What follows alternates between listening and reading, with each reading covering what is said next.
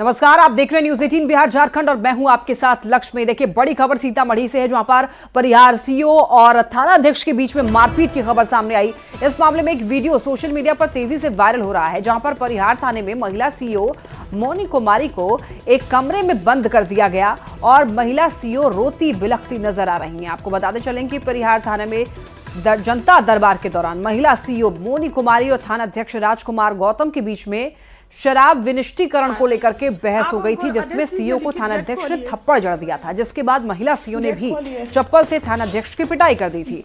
इस घटना के बाद पुलिस वालों के द्वारा सीओ को कस्टडी में लेते हुए उनका मोबाइल भी छीन लिया गया था। अब ये मामला तूल पकड़ता जा रहा है। इस घटना के बाद पूरे बिहार के सीओ ने थाने में लगाने वाले जनता दरबार में अब जाने से इनकार कर दिया है। अब बाहर मत जाइए, बात मानिए। आप गेट खोल रही हैं कि नहीं? किसके आदेश से आप हमको बंद की हुई है? आप वीडियो बनाइए, हम अपना ड्यूटी कर रहे हैं। आप ड्यूटी कर रही हैं? हाँ। किसके आदेश से हमको यहाँ बंद की हुई है? आदेश मिला है बड़ा बाबू का। कहाँ है लिखित आदेश? दिखाइए तो। आपको बड़ा बाबू कहाँ दिया है लिखित आदेश? आप मेरा वीडियो बना के क्या करेंगे? क्या करेंगे आप? लिखित आदेश दिखाइएगा ना। कुछ नहीं कर सकते आप। पुलिस लोगों का क्या कोई बिगाड़ सकता है? आप हमको आदेश दीजिए लिखित। गेट खोलिए, वीडियो बनाइए, गेट खोलिए।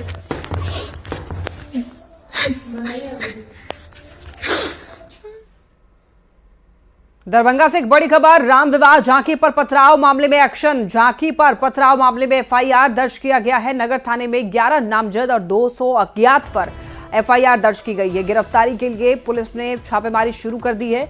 नगर थाना क्षेत्र के बाजितपुर मोहल्ले के पास ये घटना हुई थी। इस मामले में एक्शन लिया गया है। बताते चलें आपको, पथराव मामले में 11 लोगों पर नामजद 200 अज्ञात पर एफआईआर दर्ज की गई। गिरफ्तारी के लिए पुलिस ने छापेमारी करनी शुरू कर दी है। नगर थाना क्षेत्र के बाजितपुर मोहल्ले के पास ये घटना हुई थी। बताते चलें आपको, दो समुदाय के लोग आपस में भिड़ गए और इसके बाद ये मामला तूल पकड़ने लगा। इस मामले में आपको बता दें, कहा जा रहा है कि पत्थरबाजी भी हुई और कई लोगों को चोटें आई, कई लोग घायल हुए। पटना से एक बड़ी खबर। पटना साइबर पुलिस का बड़ा एक्शन। साइबर ठगी करने वाले 12 लोग गिरफ्तार हुए। जांच में करोड़ों की ठगी का खुलासा हुआ। मुख्य सरगना गोल्डन उर्फ बादल गिरफ्तार हुआ। नवादा का रहने वाला आरोपी गोल्डन कॉल सेंटर के जरिए करता था ठगी। तेलंगाना और गुजरात के 12 लोग कॉल सेंटर से गिरफ्तार हुए। लोन दिलाने के नाम पर ये ठगी करते थे। 26 मोबाइल, 140 एटीएम और 100 से भी ज्यादा म्यूचुअल अकाउंट को पुलिस ने पकड़ा। बताते चले आपको, कृष्णनगर थाना क्षेत्र में कॉल सेंटर संचालित हो रहा था।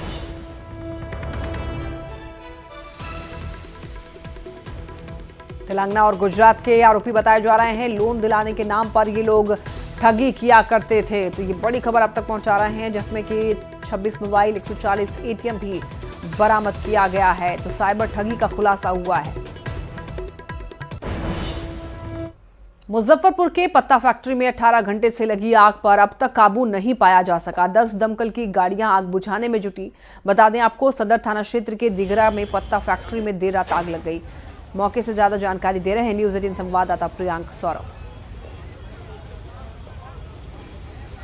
के सदर थाना क्षेत्र के दिघरा में एक प्लेट पत्ता फैक्ट्री में आग लगी। वह आग अब तक बुझ नहीं पाई है। बीते 15 घंटे से लगातार अग्निशमन की टीम जो है मशक्कत कर रही है और पूरी फैक्ट्री जो है वह जलकर राख हो गया है। बड़े बड़े इसमें रोलर्स जो हैं, जो कागज के रोलर होते हैं, जो आप इधर देख सकते हैं, इसी तरह के रोलर जो हैं वह अंदर सैकड़ों की संख्या में रखे हुए हैं, जो कि जिसमें आग पकड़ चुका है, नहीं बुझ पाई है। अग्निशमन के पदाधिकारी है, इनसे जानेंगे कि कितनी संख्या में अग्निशमन की गाड़ियां जो लगी हुई है यहाँ पे। सर, यहाँ पर लगातार मैंने की 10 गाड़ी आग बुझा रही है। Diesel depot Sherpur bathroom plant है, पीएनयू मॉल है, एशियन पेंट है। इससे लगातार हम पानी ले रहे हैं। लगातार पानी कितनी टंकियां पानी अब तक लग गई होगी? 70-80 टंकी तो लग चुकी है। 70-80 टंकी लग गई है। कितने घंटे से लोग जो है? 15 घंटा तो हो गया है। 15 घंटा लगातार है। एक फैक्ट्री में आग लगती है, शॉर्ट सर्किट की वजह से आग लगती है और आग इतना भयावह, स्थिति इतनी खतरनाक है कि 15 घंटे से ज्यादा 10 से अधिक दमकल की गाड़ियां जो है आग बुझाने में लगी हुई है। जेसीबी की टीम, जेसीबी भी लगाया गया है। पूरा रोलर को हटा कर उसको बुझाने का प्रयास किया जा रहा है, लेकिन अब तक आग पर काबू नहीं पाया जा सका है। बताया जा रहा है कि अभी और भी कई घंटे इस आग को बुझाने में लग सकते हैं। मुजफ्फरपुर से न्यूज 18 के लिए प्रियांक सौरभ। समस्तीपुर के कर्पूरी ग्राम थाना क्षेत्र में घर में शराब रखने से मना करने पर धंधेबाजों ने एक परिवार के सभी सदस्य को पीट कर अधमरा कर दिया। राजखंड गांव में खाली पड़े घर में शराब रखने से मना करने पर शराब के धंधेबाजों ने एक ही परिवार के 4 लोगों को लाठी डंडे से मारकर जख्मी कर दिया, जिसे ग्रामीणों के सहयोग से सदर अस्पताल में भर्ती कराया गया है। दारू नहीं रखने के लिए कौन सा दारू रखता था? हरे किशन था, गोविंद था, सन्नी, सब चचा भतीजा सब भाई चचा भतीजा आ रहा है। बेगूसराय में वर्दी का रौब दिखाकर गाड़ी चालक को पीटने का मामला सामने आया। मामूली सी बात पर थानेदार पर गाड़ी चालक को पीटने का आरोप लगा है। पिटाई के दौरान गाड़ी चालक बुरी तरह से जख्मी हो गया। पीड़ित ने बताया कि गाड़ी लेकर जा रहे थे, जाम लगा हुआ था, तभी परिहारा थानाध्यक्ष उतर कर आए और बेवजह मारपीट और गाली गलौज करने लगे और घटना के बाद में गाड़ी को भी जब्त कर लिया गया। पिटाई से नाराज चालक ने थानाध्यक्ष के खिलाफ एसपी को आवेदन देकर न्याय की गुहार लगाई है। कुछ बोलबो नहीं किया है, बंद करो या नहीं करो। हम गाड़ी बोलेरो पिकअप लेके जा रहे थे, आगा साइड नहीं था, टप्पर के बगल से निकला, तुरंत उतरा, तुरंत फायर नाके पे दे दिया। पूरा नाक से ब्लड गिर रहा था, लगभग 2-3 मिनट तक गिर गया था। उसके बाद भी गाड़ी लेके ये हमरा ये नहीं कि डॉक्टर के पास ले जाना उसके जरूरी था, मगर डॉक्टर के पास भी नहीं ले गया। पटना में एक ठेकेदार ने बैंक में घुसकर महिला मैनेजर के साथ बदतमीजी की। वीडियो बनाने पर बैंक कर्मी का मोबाइल पटक कर तोड़ डाला। पूरी वारदात का वीडियो सामने आया है। पीड़िता ने गांधी मैदान थाने में इस बात की शिकायत दर्ज कराई, जिसके बाद आरोपी ठेकेदार को हिरासत में लेकर पुलिस ने पूछताछ की है। ये घटना 6 दिसंबर का है। इसका वीडियो सोशल मीडिया पर अब वायरल हो रहा है। वायरल वीडियो में महिला मैनेजर संगीता के साथ ठेकेदार राकेश कुमार बदतमीजी करता हुआ गाली देता हुआ नजर आ रहा है। दरअसल ठेकेदार को बैंक से लोन लेना था, लेकिन सिविल स्कोर खराब होने की वजह से लोन नहीं मिल रहा था और इसी बात से ठेकेदार गुस्सा हो गया और बैंक के मैनेजर पर सिविल स्कोर ठीक करने का दबाव बनाने लगा। इस संबंध में सूचना पर गांधी मैदान की पुलिस वहां पहुंची और इन्हें थाना ले आई। कांड दर्ज किया जा चुका है। इस संबंध में अग्रतर कार्रवाई की जाए। पटना से एक बड़ी खबर बता दें आपको। बीपीएससी अभ्यर्थी डिप्टी सीएम विजय सिन्हा के पास गुहार लगाने के लिए पहुंचे। अभ्यर्थियों की मांग है कि परीक्षा की तारीख बढ़ाई जाए। उन्होंने साथ ही लाठीचार्ज को भी गलत बताया और इतना ही नहीं, अभ्यर्थियों ने भी कोचिंग संचालकों को इस पूरी घटनाक्रम का जिम्मेदार ठहराया। वहीं अभ्यर्थियों से मिलने के बाद में उप मुख्यमंत्री विजय सिन्हा ने कार्रवाई का भरोसा दिलाते हुए ये कहा है कि कल छात्रों का एक प्रतिनिधिमंडल बीएससी के अध्यक्ष से मुलाकात करेगा और उनकी मांगों पर कार्रवाई की जाएगी। साथ ही विजय सिन्हा ने इस घटना के लिए कोचिंग संचालकों पर भड़ास निकाली है। नीतीश कुमार जी भी बच्चों के प्रति पूरी सजगता और सहानुभूति से इनको बातों को सुनने के लिए बीपीएससी के चेयरमैन कल बच्चे से मिलेंगे और इनकी बात को सुनेंगे, गंभीरता से लेंगे। कुछ लोग जो गलत ढंग से नॉर्मलाइजेशन की बात कर करके एक वातावरण दूषित करने का, बच्चों को उत्तेजित करने का और बच्चों को पिटवाने का खेल खेले हैं, ऐसे लोग इनके भविष्य से खिलवाड़ कर रहे हैं। जो मीटिंग हुई उसके बाद कोई प्रेस कॉन्फ्रेंस बीपीएससी की तरफ से जारी नहीं हुआ, तो शिक्षकों के द्वारा ये कहा गया है अध्यक्ष महोदय के द्वारा कि 15 नवंबर को आपके साथ मीटिंग की जाएगी और वहाँ जो मीटिंग हुई उसमें नॉर्मलाइजेशन के लेकर बात चल रही थी। ये अफवाह पूरे एक हवा की तरफ फैल गया। वो शिक्षक पॉपुलर है, उन्होंने हमें जिस तरीके से लीड किया, क्योंकि अंदर की बातें हम नहीं जानते। वो कह रहे हैं कि पिछले गली से नोटिफिकेशन ये नॉर्मलाइजेशन लागू करने की बात हो रही है, आप लोग सड़क पे आइए। हमें प्रोवोक किया गया है, तो हम जब साथ में आए ऐसा किए, लेकिन जैसे ही आंदोलन शुरू हुआ हम देख रहे हैं कि वो सेफ साइड लेके चल रहे हैं, हमें पीटने के लिए छोड़ रहे हैं और वो सेफ जगह पे बैठे हैं। देखिए, सबसे बड़ा यहाँ पे जो दिक्कत आया है वो आयोग बच्चों से डायरेक्ट बात नहीं कर रहा है, जिस कारण से हम लोग को गलत इन्फॉर्मेशन फैलाया गया। आप वो अगर चाह रहे हैं तो आप वो जो भी इंस्टीट्यूट के जो भी टीचर्स हैं उनके द्वारा हो या फिर किसी और तत्व से हो, लेकिन यहाँ पे आयोग का आना चाहिए था, उनको स्पष्टीकरण देना चाहिए था। और स्पष्टीकरण बहुत डिले होने के कारण क्या हुआ, बच्चे रोड पे उतरे, क्योंकि सब में खलबली थी कि भाई होने क्या वाला है, क्या नॉर्मलाइजेशन होगा या नहीं होगा। बच्चे जब रोड पे आ गए, लाठी डंडे पड़ गए, लोगों के पैर हाथ टूट गए, उसके बाद जाकर के रात में आयोग स्पष्टीकरण देता है। नॉर्मलाइजेशन के विरोध में शुक्रवार को पटना में छात्र सड़क पर उतरे। इसी दौरान पुलिस ने अभ्यर्थियों पर लाठीचार्ज कर दिया, जबकि बीपीएससी ने साफ कर दिया है कि 17वीं बीपीएससी परीक्षा में नॉर्मलाइजेशन लागू नहीं है। तो ऐसे में सवाल यह है कि आंदोलन के लिए छात्रों को किसने भड़काया?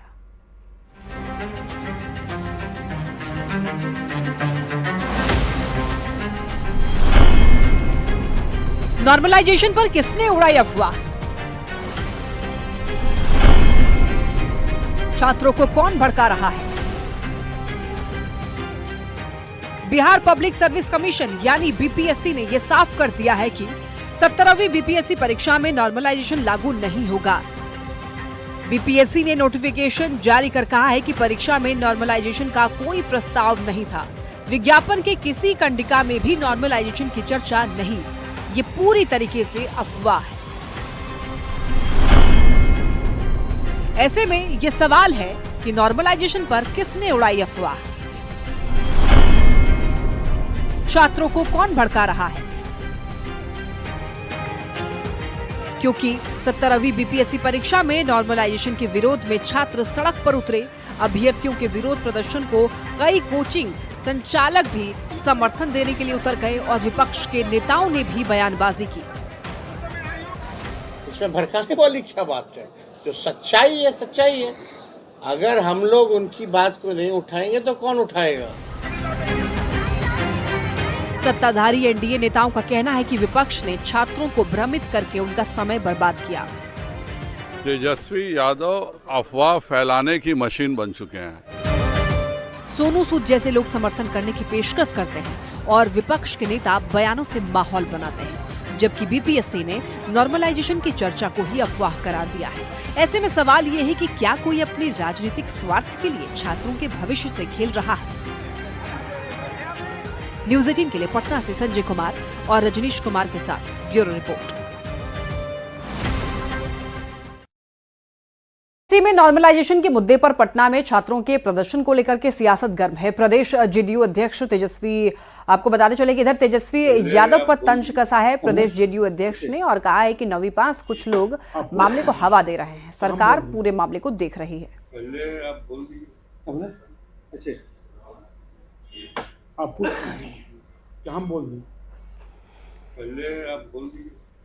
नॉर्मलाइजेशन के मामला को लेकर सवाल उठाया छात्र, तो उसको मालूम है कि बीपीएससी में लागू नहीं है।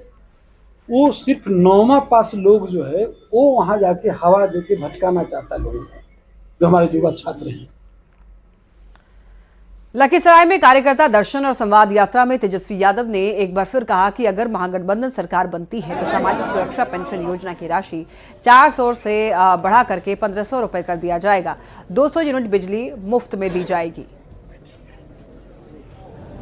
वृद्धा पेंशन जो 400 रुपए मिलती है उसको हमारी सरकार आएगी तो 1500 रुपए हम लोग देंगे और साथ ही साथ 1500 सामाजिक सुरक्षा जो पेंशन जो मिलता है जिसमें विकलांग हैं या विधवा महिला हैं उनका भी जो है 1500 जो है हम लोग बढ़ाने का काम करेंगे।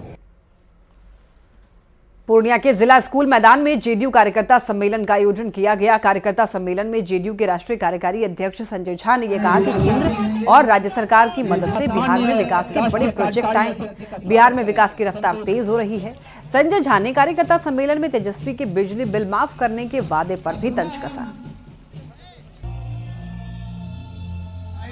घोषणा हुआ उस बजट में 4 या 5 हाईवे, एक हाईवे उसमें है पूर्णिया से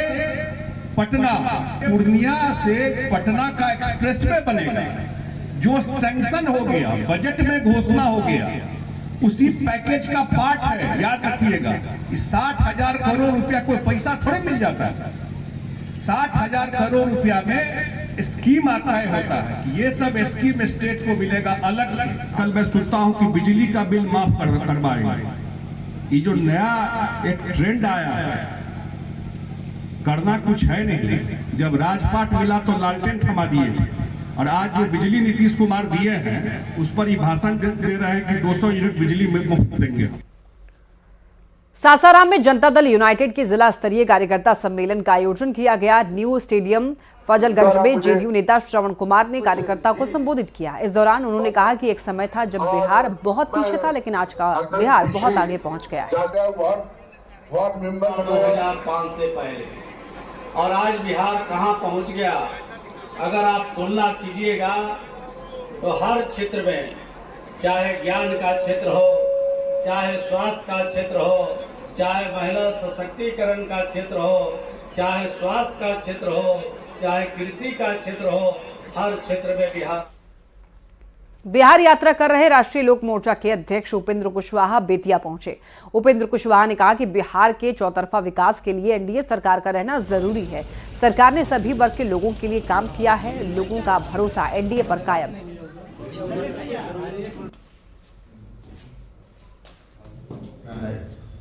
अगले विधानसभा चुनाव को ध्यान में रखते हुए एनडीए के पक्ष में, क्योंकि एनडीए की सरकार फिर से बने अगले साल विधानसभा चुनाव के माध्यम से बिहार के इंटरेस्ट में यह बहुत ही आवश्यक है।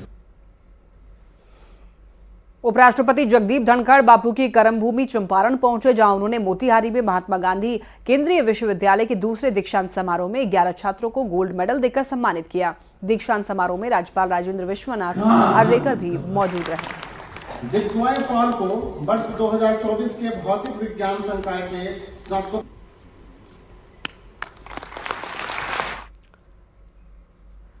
औरंगाबाद से एक बड़ी खबर, देखिए नक्सलियों के खिलाफ बड़ी कार्रवाई हुई है। बिहार एसटीएफ की टीम ने नक्सलियों के हथियारों को बरामद किया। पंचरुखिया जंगल के शिकारी कुआं पहाड़ी के पास में गुफा में रखे हुए थे हथियार। 99 कारतूस, 25 डेटोनेटर, 1 मैगजीन और नक्सली के कई और भी सामान बरामद हुए हैं। पंचरुखिया जंगल में कार्रवाई की गई। बड़ी खबर, बिहार एसटीएफ की कार्रवाई, गुफा में छिपा करके हथियार रखे हुए थे। पटना एयरपोर्ट का नया टर्मिनल भवन जनवरी 2025 में तैयार हो जाएगा। भारतीय विमान प्राधिकरण के अध्यक्ष ने हवाई अड्डे भवन और रनवे का जायजा लिया। उन्होंने निर्माण एजेंसियों को काम में तेजी लाने के निर्देश दिए। चेक इन काउंटर और टर्मिनल भवन की तैयारियों का जायजा लिया। संवाददाता विनीता मिश्रा ने। हवाई अड्डे का नया टर्मिनल जनवरी में बनकर तैयार होगा और पटना वासियों को नई सौगात मिलने जा रही है। आपको बता दें कि पिछले कई वर्षों से पटना का नया टर्मिनल बनाया जा रहा है और उसकी तस्वीर भी यहाँ नजर आ रही है। ये टर्मिनल कई मायनों में बेहद खास होगा और उसकी तस्वीर भी अब दिखने लगी है। हालांकि टर्मिनल बनने में थोड़ी देरी हुई है, लेकिन अब निर्देश दिया गया है कि जनवरी में इस टर्मिनल को तैयार कर लिया जाए। भारतीय विमानपत्तन प्राधिकरण के अध्यक्ष ने इसका निरीक्षण किया है और उसके बाद उन्होंने निर्देश दिया है। उन्होंने नवनिर्मित टर्मिनल भवन के कार्यों की समीक्षा भी की है और उन्होंने अभियंताओं और एजेंसियों को 2025 तक हवाई अड्डे को तैयार करने का निर्देश दे दिया है। आपको बता दें कि पटना का जो एयरपोर्ट है, जिसका विस्तार किया जा रहा है, इसका मास्टर प्लान 1216.90 करोड़ रुपए की अनुमानित लागत आएगी, जिसमें नए टर्मिनल भवन, बहुस्तरीय कार पार्किंग सुविधा, पार्किंग वे का विकास शामिल है और उसकी तस्वीर भी यहाँ नजर आ रही है। यानी यहाँ पर पार्किंग की अच्छी व्यवस्था होगी और गाड़ी जो पार्क होगी वो सीधे एयरपोर्ट पर जाएगी और उसकी सारी जो तैयारी है वो कर ली गई है। जनवरी 2025 में ये टर्मिनल बनकर तैयार होगा और इंतजार समाप्त होगा। विनीता मिश्रा, न्यूज़ 18 पटना। पटना के बीआईजी अपोलो हॉस्पिटल में कार्डियक विभाग की शुरुआत 8 दिसंबर से की जाएगी। विभाग का उद्घाटन बिहार के उप मुख्यमंत्री सम्राट चौधरी और विजय कुमार सिन्हा और स्वास्थ्य मंत्री मंगल पांडे करेंगे। संस्थान के डायरेक्टर डॉक्टर विजय प्रकाश ने यह बताया है कि एक बेहतर डॉक्टरों की टीम है और बेहतर उपकरण से मरीजों का इलाज किया जाएगा।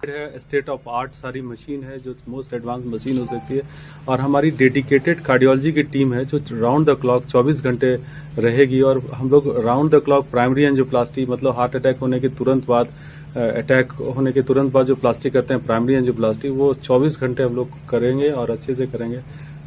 ये हमारा प्लानिंग है। यहाँ सोमवार से ये सारी सुविधाएं शुरू हो जाएंगी। उद्घाटन में मुख्य अतिथि के रूप में दोनों उप मुख्यमंत्री श्री विजय कुमार सिन्हा जी और श्री सम्राट चौधरी जी हैं और साथ में ही उनके साथ श्री मंगल पांडे जी भी रहेंगे। IPS Vikas Vaibhav let's inspire Bihar के अभियान पर हैं। विकसित बिहार बनाने के लिए युवाओं के साथ संवाद कर रहे हैं। इसी के तहत विकास वैभव कल छपरा के राजेंद्र स्टेडियम में युवाओं से संवाद करेंगे। कार्यक्रम के लिए छपरा पहुंचे विकास वैभव ने यह कहा है कि सभी बिहार वासियों को बिहार के विकास के लिए एकजुट होना होगा।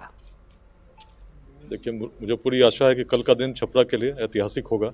एक बड़ी सभा जिसमें सभी लोग एक संदेश देंगे कि जाति, संप्रदाय, लिंग भेद, विचारधाराओं के मतभेद से ऊपर उठकर बिहार को एक विकसित बिहार बनाने के लिए हम सभी मिलकर प्रयास करेंगे कि बिहार में शिक्षा का प्रसार हर व्यक्ति तक हो और उद्यमिता की ऐसी क्रांति आए जिसमें जब स्टार्टअप्स की ओर हमारे युवा बढ़ें तो निराश न हो, उनकी सफलता सुनिश्चित हो। ऐसा एक इकोसिस्टम बिहार में कैसे निर्मित होगा, इसी विषय पर मंथन, चिंतन और संवाद कल छपरा के राजेंद्र स्टेडियम में होने जा रहा है। और विकसित भारत का जो सपना हम लोग देख रहे हैं उसमें हम लोग विकसित बिहार करके एक कड़ी जोड़ेंगे और शायद ये ऐतिहासिक होगी। जो सारण की भूमि परिवर्तन की भूमि रही है, ये प्रकाश नारायण की धरती रही है जो पूरे देश के दशा दिशा बदल दिया।